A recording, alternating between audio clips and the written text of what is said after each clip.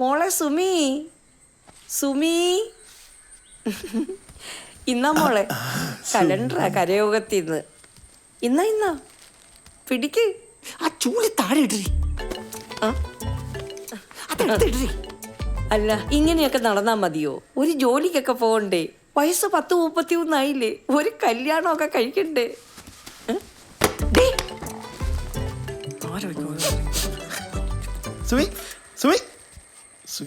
നീ പോടാ. എന്താ അവക്ക് ഇത്ര ദേഷ്യം? ഓ, ഒന്നും പറയണ്ട, അവളുടെ ഒരു ദേഷ്യം. കല്യാണം കഴിയുമ്പോ എല്ലാം ശരിയാവും. ഏയ്, അവക്ക് ഇച്ചിരി അഹങ്കാരം കൂടുതലാ. സുമേഷ് മാസം മാസം കാശ് അയക്കുന്നുണ്ടാ ഇങ്ങനെയെങ്കിലും പോകുന്നത്. അവൻ അവിടെ നിന്ന് ഒരു TV അയച്ചെന്നു. എന്നാൽ അതിനൊരു കേബിൾ കണക്ഷൻ കൊടുക്കാൻ പറഞ്ഞാൽ അതിനും അവൾ സമ്മതിക്കുന്നില്ല. അവൾ ഇവിടെ ഇങ്ങനെ മുതുക്കിയായി പുറന്നറിഞ്ഞിരിക്കാനാ പരിപാടി. ഈ വീടിനെ പറ്റി അവൾക്ക് ഒരു വിചാരവും ഇല്ല.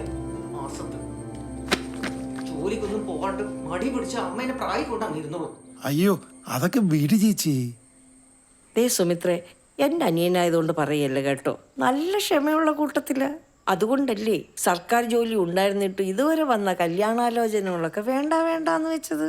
വയസ്സ് 45 കഴിഞ്ഞു, ഇപ്പോഴാ കല്യാണം കഴിക്കാൻ പൂതി.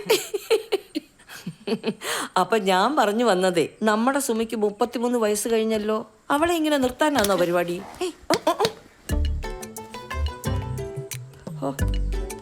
അപ്പൊ സൗകര്യം പോലെ നീ അവളെ പറഞ്ഞ് മനസ്സിലാക്ക്. അല്ല പിന്നെ